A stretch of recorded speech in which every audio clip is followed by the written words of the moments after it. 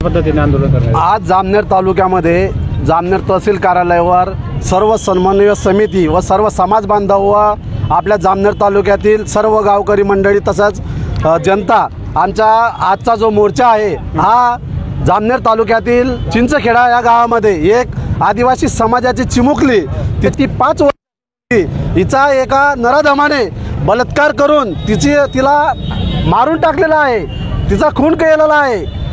ही घटना घडून आतापर्यंत 24 घंटे पलटून गेलेले आहेत, तरी सुद्धा आरोपी पोलीस कस्टडीमध्ये नाही। त्याला आतापर्यंत अटक गेलेला नाही।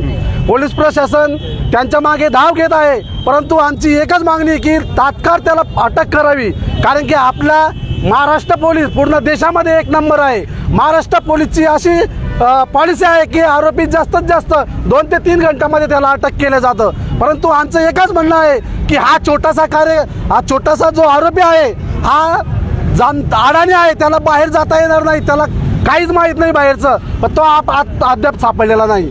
म्हणून तुम्हाला काय वाटतं की किती ही घटना मोठी आहे आणि काय नेमकी तुमची मागणी आहे? खूप मोठी घटना आहे। आज लहान पोरीसोबत बलात्कार झाला आणि त्याला मारला बी, त्याला जीव गेला। त्याच्या आई वडिलांना त्यांना खूप दुःख झालेलं आहे आणि सर्व आमच्या जामनेर तालुक्यामधले भुसावळ तालुक्यामध्ये जळगाव जिल्ह्यामध्ये आम्हाला सर्वांना दुःख आहे। मला हेच विनंती आहे की आरोपींना अटक करायला पाहिजे आणि त्या चिमुकलीला न्याय भेटायला पाहिजे।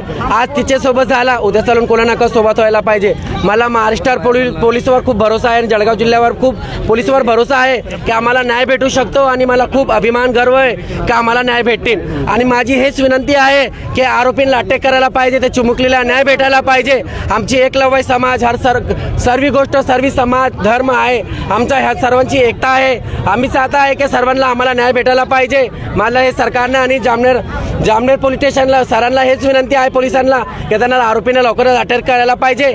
त्याच्या फॅमिलीला जे आरोपी आहे त्याची फॅमिलीला बोलवा न करा। आता 24 तास झालेलं कोणालाच बोलवणं नाही केलेलं आहे। मला हे हात जोडून विनंती आहे जामनेर पोलिसांना, आमचे सरांना, PS सर, DYSP सर, आमचे जे आहे पोलीस प्रशासन, आम्हाला विनंती आहे की ते लोकांना अटक करायला पाहिजे। आज हिच्या सोबत झाला, काल कोलर सोबत नको व्हायला पाहिजे। मी आशाबाई भगवान ठाकरे, मी भुसावळ कंडारीहून आलेली आहे। मी फक्त या मुलीसाठी नाही, मी प्रत्येक समाजासाठी आलेली आहे। जे काही गरीब घराण्यातली मुलगी होती ती एकाची मुलगी नव्हती, पुऱ्या भारताची मुली होती ती, आणि त्या भारताला न्याय मिळालाच पाहिजे। आणि जो कोणी आरोपी असेल त्यांना फक्त फाशीची शिक्षाशिवाय दुसरी शिक्षा नको। नाहीतर प्रशासनाने हे विचार करायला पाहिजे की जे काही आमचे पोलीस कर्मचारी, जे काही अधिकारी असतील त्यांनी त्याला बघूनच एन्काउंटर करून टाकायला पाहिजे, ही आमची मनाची अपेक्षा आहे। आणि हेच आम्हाला न्याय मिळालाच पाहिजे। टाइम दिला होता आम्हाला, अजूनपर्यंत टाइम भेटला नाही आरोपी। मग आता किती कामी नाही करायला पाहिजे। नेमकी मागणी काय? आम्हाला न्याय पाहिजे, तो आरोपी सापडायला पाहिजे, बस दुसरं काहीच पाहिजे। त्याला फाशी पाहिजे, आम्हाला काहीच पाहिजे दुसरं, त्याला फक्त फाशी पाहिजे, आरोपी भेटला पाहिजे, त्याला फाशीच पाहिजे। 6 वर्षाच्या मुलीवर अत्याचार करून खून झाल्याची घटना घडली आहे। तरी सदर प्रकरणामध्ये परवाच्या दिवशी आमच्याकडं गुन्हा दाखल करण्यात आलेला होता। सुरुवातीला 363 आणि 302 प्रमाणे आम्ही गुन्हा दाखल केलेला होता। काल त्या मुलीचं मग पोस्टमॉर्टम वगैरे झाल्यानंतर त्याच्यावर तिचे लैंगिक अत्याचार झाल्याचं निदर्शनास आल्यामुळं सदर गुन्ह्यामध्ये भारतीय दंडसंहितेच्या 376 प्रमाणे आणि पोक्सो ॲक्ट प्रमाणे मी त्याच्यामध्ये कलम ॲड केलेले आहेत। त्याच्यामधला जो आरोपी आहे तो परवा दिवशीपासून फरार आहे।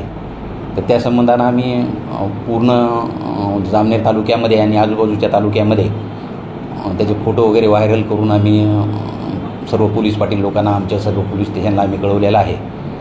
पोलीस स्टेशनचे आमचे 2 पथक, 2 अधिकारी, 2 पथक, RCP आहे आमची, त्याच्यानंतर LCBचे लोक आहेत, आमचे SDP ऑफिसचे लोक, सर्वजण आरोपीचा आम्ही शोध घेतो आहे। आरोपीचा शोध घेऊन आरोपी अटक करण्याचा आम्ही प्रयत्न करत आहोत।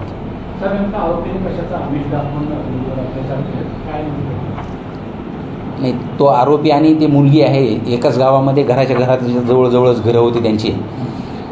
तर त्या मुलीला आईस्क्रीम देतो, चॉकलेट देतो म्हणून त्यांना बाहेर घेऊन जाऊन केळीच्या बागेत नेऊन अत्याचार केलेले आहेत, असं निष्पन्न झालेला आहे।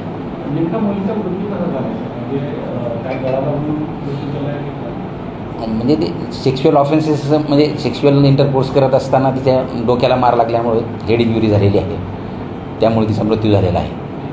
साहेब, संशयित आरोपीचा तुमच्या नातेवाईकाला आपण विचारपूस तपासणी केला का त्यांच्याकडे या आरोपी संदर्भात? आता संशयित आरोपी जो आहे त्या आरोपीचा भाऊ आमच्या टीमसोबतच आहे की हा जो आरोपी आहे ज्या समाजातून येतो तो जंगलामध्ये इकडे तिकडे कुठं तर फिरत आहे, तिकडले रस्ते वगैरे माहीत होण्याकरता म्हणून आम्ही त्याच्या समाजाचे लोक आहेत, त्यांचे पुढारी लोक आहेत, ते पण आम्हाला मदत करत आहेत. त्याचा भाऊ त्याच्या आई वडिलाकडं पण आम्ही विचारपूस केलेली आहे. तो इकडला आपल्या जळगाव जिल्ह्यामधला जळगाव तालुक्यामधला राहणार आहे.